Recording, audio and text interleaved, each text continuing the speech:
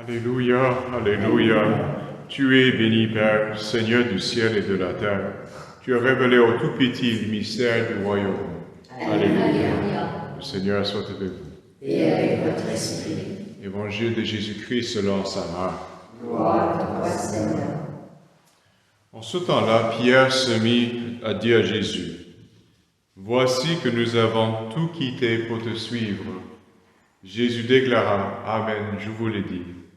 Nul n'aura quitté à cause de moi et de l'Évangile une maison, des frères, des sœurs, une mère, un père, des enfants ou une terre sans qu'ils reçoivent en ce temps déjà le centuple.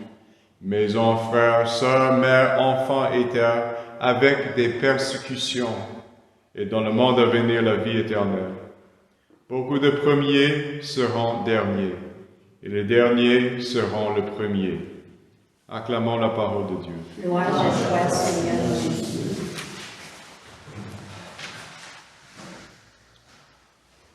Dans le royaume des cieux, ceux qui sont premiers seront derniers.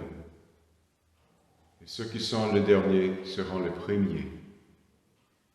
Alors, la façon que nous estimons les choses quant à Dieu doit être du point de vue de Dieu.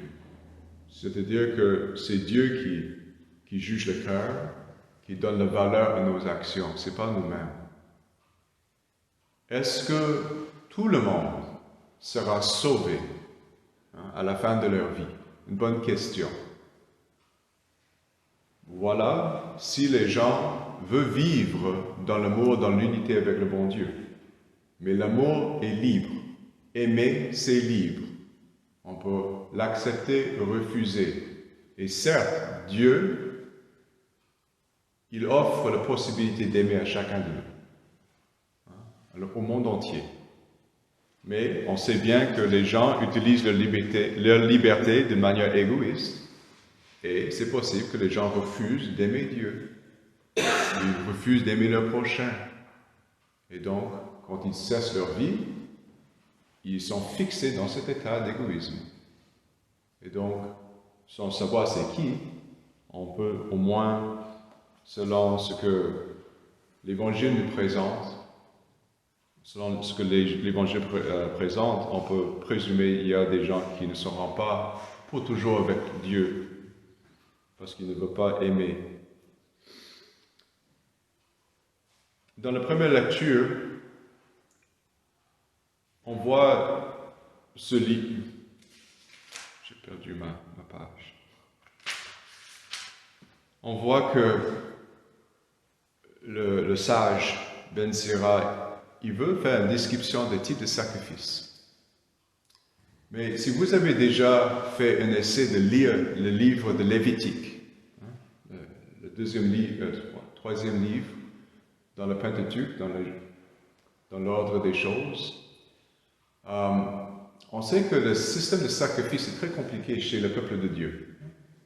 Les animaux, les grains, l'encens, c'est un système compliqué. Mais le système compliqué a été fait pour donner une limite aux activités du peuple de Dieu. Parce que le peuple de Dieu était toujours aussi tenté de faire pareil que les autres. Offrir n'importe quel sacrifice aux idoles, aux faux dieux, toutes sortes d'affaires. Donc c'est pourquoi c'est un système très exigeant, rigoureux. Mais maintenant, le sage, il donne le sens au sacrifice. Ce n'est pas autant du don qu'on offre à l'extérieur, c'est la disposition par laquelle on fait l'offrande. Okay, on va considérer ça maintenant. Si on veut faire quelque chose pour le bon Dieu, il faut avoir un cœur innocent, pur, humble. Okay? Ce n'est pas autant ce qu'on fait, c'est avec la générosité ce qu'on fait. Et si on veut aussi aller plus loin avec le bon Dieu, il faut lui demander de nous purifier, de nous transformer à son image, et non plus à notre propre image. On aime prier, on aime passer du temps avec le bon Dieu. Seigneur, que le temps que je passe avec toi soit vraiment profitable. Seigneur, que mes prières que je vous offre sont vraiment à votre louange et non pas à la mienne. Ce n'est pas pour me plaire. Vous voyez, ça c'est juste un exemple.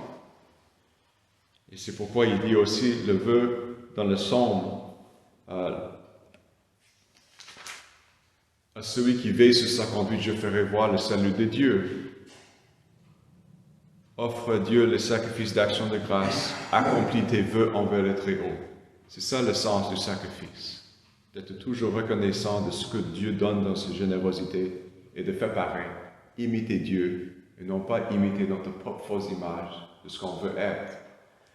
Que le Seigneur nous donne pour les derniers jours du mois de mai, le dernier jour du mois de Marie, un exemple de la sainteté qui est la Sainte Vierge Marie. Toujours disponible pour répondre aux appels du bon Dieu, toujours généreuse, mais aussi toujours confiant que c'est avec Dieu qu'on peut accomplir tout.